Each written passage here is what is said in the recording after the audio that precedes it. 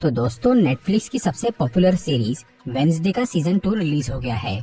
हालांकि अभी इसके सिर्फ 4 ही एपिसोड्स आए हैं और बाकी 4 कुछ दिन बाद आएंगे, लेकिन फिर भी ये आधा हिस्सा बहुत इंटरेस्टिंग है।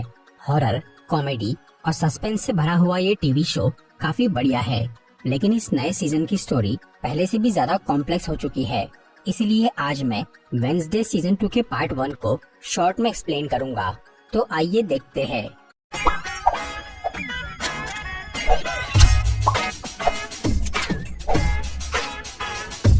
इस सीरीज की स्टोरी सीजन 1 के कुछ टाइम बाद की है। वेंसडे एडम्स, जो कि एक खतरनाक आउटकास्ट यानी खास शक्ति वाली लड़की है, वो अभी वैकेशन की वजह से अपनी स्कूल से दूर घर पे थी, जहां वेंसडे अपने पूर्वज गुडी एडम्स की जादुई किताब से अपनी दिव्य दृष्टि वाली शक्ति को बढ़ा रही थी और उससे छोटे मोटे क्रिमिनल केस सॉल्व कर रही थी। फिर जब स्कूल जाने का टाइम आता है तो इस बार वेंसडे के छोटे भाई पग्सली को भी नेवरमोर एकेडमी में भेजा जाता है, जो कि आउटकास्ट बच्चों की खास स्कूल थी, क्योंकि अब पग्सली को भी अपनी पावर्स मिल चुकी थी, जो थी इलेक्ट्रिक करंट। फिर स्कूल पहुंचने पर सब लोग वेंसडे की बहुत इज्जत करते हैं, क्योंकि उसने नेवरमोर को एक बड़ी मुसीबत से बचाया था। लेकिन वेंसडे को ये फैन फॉलोइंग और इज्जत अच्छी नहीं लगती, क्योंकि उसे शांति और अकेलापन पसंद था। इस बार स्कूल में एक नया प्रिंसिपल आता है, क्योंकि पुरानी प्रिंसिपल मर चुकी थी, और ये नया हेडमास्टर स्कूल में एक बड़ा फंक्शन करने वाला था, जिसके लिए उसे डोनेशन की जरूरत थी। इसलिए वो वेंसडे की माँ मोर्टिशिया को स्कूल की फंड रेजर कमेटी का हेड बना देता है, जिसकी वजह से वो अपने हस्बैंड के साथ वहीं रुक जाती है। उधर वेंसडे को अपने स्कूल रूम में खुद की एक फोटो मिलती है, जो कि किसी स्टॉकर ने भेजी थी, मतलब कोई उस पर नजर रख रहा था, जो कि हमने पिछले सीजन के एंड में भी देखा था। तब वेंसडे उस फोटो को छूकर अपनी शक्ति से ये जानने की कोशिश करती है कि वो किसने भेजी है, पर उसे कोई नजर नहीं आता। इसके अलावा अब जब भी वेंसडे अपनी पावर यूज कर रही थी तो उसकी आंखों से काले आंसू निकल रहे थे, जिसके बारे में उसकी माँ ये कहती है कि ऐसा इसलिए हो रहा है क्योंकि वो अपनी शक्ति का बहुत ज्यादा इस्तेमाल कर रही है, जैसा कि वेंसडे की मौसी यानी मोर्टिशिया की बहन ऑफिलिया ने किया था। दूसरी तरफ स्कूल के बाहर कार्ल ब्रैडबरी नाम के एक जासूस को कई सारे कौवे मार डालते हैं, जिनका सरदार एक आंख वाला अजीब कौवा था। तब वेंसडे इत्तेफाक से उस जगह पे पहुंच जाती है, जहां उसे शहर का पुराना पुलिस ऑफिसर गैल्पिन मिलता है, जो कि पिछले सीजन के हाइड मॉन्स्टर यानी टाइलर नाम के उस लड़के का पिता था। वो वेंसडे को बोलता है कि कार्ल ब्रैडबरी उसका दोस्त था और वो दोनों साथ में एक केस पे काम कर रहे थे, जो कि आउटकास्ट से जुड़ा हुआ था। लेकिन उनका काम पूरा होने से पहले ही कार्ल मारा गया। इसीलिए अब गैल्पिन उस केस को सॉल्व करने के लिए वेंसडे से मदद मांगता है, पर वो उसकी बात पे ध्यान नहीं देती। इस सब के बीच वेंसडे का भाई पग्सली स्कूल में एक कहानी सुनता है कि बहुत साल पहले नेवरमोर में एक जीनियस बच्चा था, जो कि साइंटिस्ट बनना चाहता था, लेकिन उसे दिल की बीमारी थी, जिसकी वजह से वो ज्यादा कुछ नहीं कर पाता था और उस बीमारी का कोई इलाज भी नहीं था। इसलिए उस लड़के ने खुद के लिए एक मशीनी दिल बनाया, जिससे वो ठीक हो गया और फिर वो पागलों की तरह उल्टे सीधे एक्सपेरिमेंट करने लग गया, जिसके चलते वो एक दिन खुद ही मारा गया। तब उसे स्कूल के पास वाले एक जंगल में एक अजीब से पेड़ के नीचे दफन कर दिया गया, जहां आज भी उस लड़के के मशीनी दिल की आवाज सुनाई देती है। और क्योंकि वेंसडे का भाई भी उसी की तरह खुराफाती था, इसीलिए वो एक रात उस मरे हुए लड़के की तलाश में जंगल चला जाता है। वहाँ पग्सली उसकी कब्र पे गिर जाता है और गलती से उस पे अपनी पावर्स छोड़ देता है, जिससे वो मरा हुआ लड़का एक ज़ॉम्बी बनकर उठ जाता है। क्योंकि उसमें एक मशीनी दिल था, इसलिए वो इलेक्ट्रिक पावर से चालू हो गया।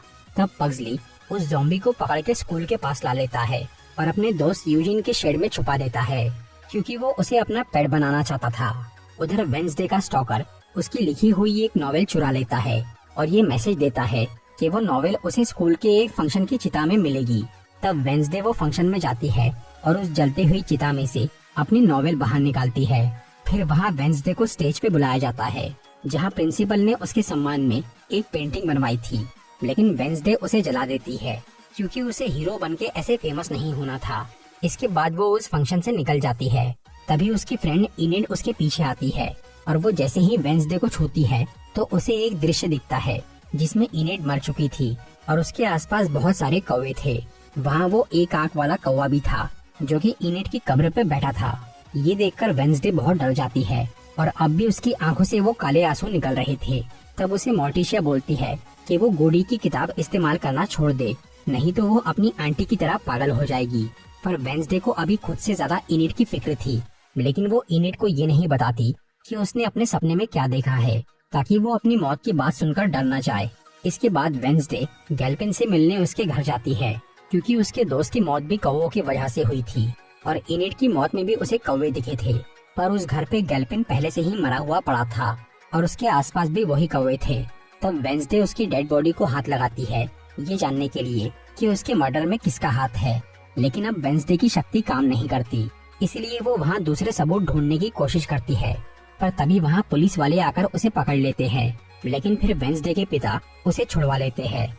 इसके बाद स्कूल में इनिट की फोन पे उसी स्टॉकर का मैसेज आता है, जिसमें वेंसडे की फोटो थी गैल्पिन के घर के बाहर। फिर जब इनिट उस स्टॉकर को कॉल करती है तो वो नंबर गैल्पिन का निकलता है। इससे वेंसडे को लगता है कि कार्ल और गैल्पिन का कातिल वही स्टॉकर है, जिसके पास अभी गैल्पिन का फोन है और वो इनिट की जान भी ले सकता है। इसके अलावा वेंसडे को ये भी डाउट था कि गैल्पिन की मौत के पीछे उसका बेटा टाइलर भी हो सकता है, क्योंकि वो अपने पिता से नफरत करता था और टाइलर अभी विलो हिल नाम के एक मेंटल हॉस्पिटल में कैद था। इसलिए वेंसडे उससे पूछताछ करने वहाँ जाती है और वो वहाँ की हेड साइकाइट्रिस्ट डॉक्टर फेयरबर्न से परमिशन लेकर टाइलर से मिलती है। पर उसे अपने पिता की मौत के बारे में कुछ भी नहीं मालूम था। उल्टा वो वेंसडे को बोलता है कि अगर मौका मिला तो वो उसे और इनिट को मार देगा, क्योंकि इनिट ने वेयरवुल्फ बनकर टाइलर को हराया था।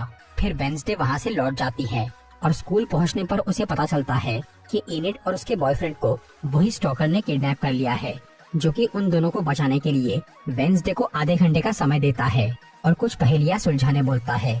तब इनिट की तलाश करते हुए वेंसडे स्कूल के एक टावर पे चली जाती है और वहाँ कुछ पहेली सुलझाकर दोनों को गिरती हुई तलवारों से बचा लेती है।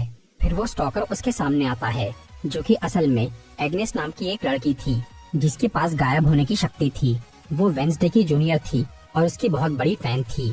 एग्नेस सिर्फ वेंसडे को इम्प्रेस करके उसके साथ रहना चाहती थी और उसने कार्ल या गैल्पिन को नहीं मारा था। उल्टा वो इस केस को सॉल्व करने में हेल्प करना चाहती थी, जिसके लिए वेंसडे उसे मना कर देती है। फिलहाल उसे बस अपनी शक्तियों की जरूरत थी, जो कि काम नहीं कर रही थी। इसलिए उसे दोबारा हासिल करने के लिए वो गोडी एडम्स की किताब में कोई तरीका देखने का सोचती है।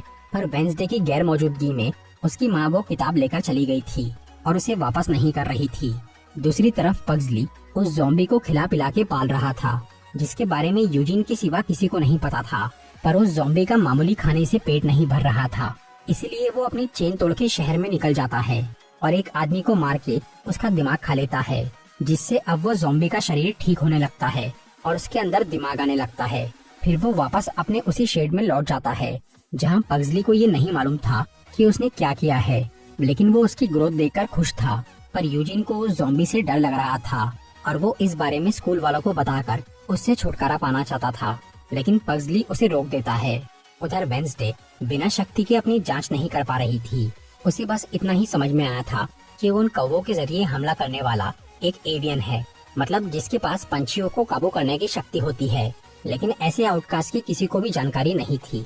इसलिए अब इस केस को सॉल्व करने के लिए वेंसडे वो लड़की एग्नेस से मदद लेती है, क्योंकि उसके पास गैल्पिन का फोन था और उसने उसके घर से कुछ सामान जमा किया था। गैल्पिन के फोन में कार्ल ब्रैडबरी का वॉइस मेल था, जिसमें उसने कहा था कि सभी सबूत उसके केबिन में हैं। फिर वेंसडे को गैल्पिन के सामान में एक सीक्रेट केबिन का एड्रेस और फोटो मिलती है, जहां कार्ल और गैल्पिन साथ मिलकर काम कर रहे थे। वो जगह शहर से थोड़ी दूर एक जंगल में थी, जहां इस वक्त स्कूल वाले कैंपिंग के लिए जा रहे थे। इसलिए वेंसडे भी उस कैंप में चली जाती है ताकि वो अपनी इन्वेस्टिगेशन कर सके। वहाँ पे उसके माँ बाप भी आ जाते हैं अपने बच्चों का ध्यान रखने के लिए, और उस जगह पे पग्सली वो ज़ॉम्बी को भी छुपा के ला लेता है और अपने टेंट में रख देता है। फिर उसी कैंप में एक मिलिट्री स्कूल के कुछ लड़के और उनका लीडर आ जाता है, जिन्होंने गलती से उस कैंप की डबल बुकिंग कर ली थी। इसीलिए वो नेवरमोर वालों को वहाँ से जाने बोलते हैं। तब ये फैसला करने के लिए कि वो कैंप में कौन रुकेगा, वहाँ दोनों स्कूल के बच्चों में एक छोटा सा कंपटीशन होता है, जिसमें आखिर में नेवरमोर वाले जीत जाते हैं। लेकिन इसके बावजूद भी वो मिलिट्री स्कूल वाले वहाँ से नहीं जाते और वो छुप के रात में आउटकास्ट पे हमला करने का सोचते हैं। दूसरी तरफ वेंसडे उस कैबिन को ढूंढते हुए वहाँ पहुँच जाती है, जहाँ उसे गैल्पिन और कार्ल की जमा की हुई कुछ न्यूज़पेपर कटिंग्स मिलती है, जिनमें ऐसे लोगों की डिटेल्स थी जो कि आउटकास्ट थे और वो विलो हिल हॉस्पिटल में मरे थे। उन कटिंग्स के ऊपर लिखा था लोइस, जिसे वेंसडे वही एवियन कातिल समझ लेती है जिसने कार्ल और गैल्पिन को मारा था, और अब वो इनिट की भी जान ले सकता है। तब वेंसडे उन सभी न्यूज़पेपर को अपने पास रख लेती है और वहाँ से निकल जाती है। इस सब के दौरान वो एक आंख वाला कौवा हर जगह वेंसडे का पीछा करके उस पर नजर रख रहा था। फिर वेंसडे उस कैंप में अपनी माँ के पास जाती है और वो किताब वापस लेने के लिए उन्हें तलवारबाजी की चुनौती देती है, जिसमें मोर्टिशिया एक शर्त रखती है कि अगर वेंसडे हारेंगी तो वो उस किताब को जला देंगी। तब वो दोनों जंगल में मुकाबला करते हैं। इसी दौरान वो मिलिट्री लीडर पग्सली के टेंट में घुस जाता है, जहां वो ज़ॉम्बी उसे मार के उसका दिमाग खा लेता है। इसके बाद वो वेंसडे के पिता पे हमला करता है। तब पग्सली उसे रोक देता है। उधर वेंसडे अपनी माँ से हार गई थी। तभी अचानक वो ज़ॉम्बी वहाँ आ जाता है, तो वेंसडे उस पे अपनी तलवार से हमला करके उसे पकड़ लेती है। फिर उस ज़ॉम्बी को गिरफ्तार करके उसे विलो हिल हॉस्पिटल में भेजा जाता है, जहाँ पे अब लॉरेल गेट्स नाम की उस औरत को भी रखा गया था, जो कि पहले नेवरमोर में टीचर होने का नाटक कर रही थी और उसने टाइलर के अंदर के राक्षस को जगाया था। फिर विलो हिल की डॉक्टर फेयरबर्न लॉरेल को टाइलर के पास लेकर जाती है, इस उम्मीद में कि इससे वो ठीक हो सकता है। लेकिन टाइलर इससे भड़क जाता है और वो मॉन्स्टर बनके लॉरेल को मारने की कोशिश करता है। दूसरी तरफ वेंसडे को वो न्यूज़पेपर वाले लोगों की मौत पे शक हो रहा था, इसीलिए वो एक कब्रिस्तान में जाती है और वहाँ उन विलो हिल वाले आउटकास्ट की अस्थियां देखती है जिन्हें जलाया गया था। इस काम के लिए वेंसडे अपनी नानी हेस्टर से मदद मांगती है, क्योंकि उनका मॉर्ग का बिजनेस था और वो लाशें पहचानने में एक्सपर्ट थी। वहाँ हेस्टर एक अस्थि को देखकर ये बताती है कि उसमें सिर्फ जानवरों की राख है, इंसान की नहीं। मतलब विलो हिल के वो आउटकास्ट जिनकी गैल्पिन और कार्ल स्टडी कर रहे थे, वो लोग असल में मरे नहीं थे, किसी ने उनकी मौत का झूठ फैलाया था। तभी अचानक वो एक आंख वाला कौवा वहाँ आता है और वो उन न्यूज़पेपर को लेकर भाग जाता है। वेंसडे जब उसका पीछा करती है तो उसे वो कौवा एक बाइक वाले इंसान के साथ जाते हुए दिखता है, जो कि उस कौवे का मास्टर यानी एवियन था। इससे वेंसडे को समझ में आता है कि उसकी जांच सही दिशा में जा रही है, इसीलिए वो एवियन उसे रोकना चाह रहा है। फिर वेंसडे अपनी नानी को वो कब्रिस्तान खरीदने बोलती है, ताकि इससे उन्हें ये पता चल सके कि उन आउटकास्ट का नकली फ्यूनरल किसने किया है, जिसके लिए हेस्टर मान जाती है, क्योंकि वो बहुत अमीर औरत थी और इसी वजह से मोर्टिशिया अपनी माँ से स्कूल के फंक्शन के लिए डोनेशन मांगना चाह रही थी। पर हेस्टर ये बोलती है कि वो डोनेशन तभी देंगी जब वो वेंसडे को उसकी किताब लौटाएंगी। लेकिन मोर्टिशिया ये बात नहीं मानती और उस किताब को जला देती है। फिर हेस्टर वेंसडे को ये बताती है कि उन आउटकास्ट के नकली डेथ सर्टिफिकेट पे अगस्टा स्टोनहर्स्ट नाम के एक आदमी ने साइन किया था। तब एग्नेस और वेंसडे ये पता लगाते हैं कि अगस्टा स्टोनहर्स्ट कई साल पहले विलो हिल का एक डॉक्टर था और वो नेवरमोर का टीचर भी था। फिलहाल वो आदमी अपने ही हॉस्पिटल में एक पेशेंट बन चुका था। तो अब वेंसडे के पास अपना केस सॉल्व करने के लिए दो इम्पोर्टेंट नाम थे, एक लोइस जो कि कार्ल और गैल्पिन ने उन न्यूज़पेपर के ऊपर लिखा था, और दूसरा स्टोनहर्स्ट जिसने उन आउटकास्ट की झूठी मौत साबित की थी। वेंसडे अब इस मामले की जड़ तक जाने के लिए अपने चाचा यानी अंकल फेस्टर को विलो हिल में जाकर वहाँ लोइस और स्टोनहर्स्ट का पता लगाने बोलती है। तब फेस्टर खुद को जानबूझ के पागल साबित करके किसी तरह विलो हिल में भर्ती हो जाता है और वहाँ अगस्टा स्टोनहर्स्ट से दोस्ती करके उससे लोइस के बारे में पूछता है। पर क्योंकि अब उस आदमी का दिमागी संतुलन बिगड़ चुका था, इसलिए वो फेस्टर को लोइस के बारे में कुछ बता नहीं पाता, बस एक कमरे की तरफ इशारा करता है।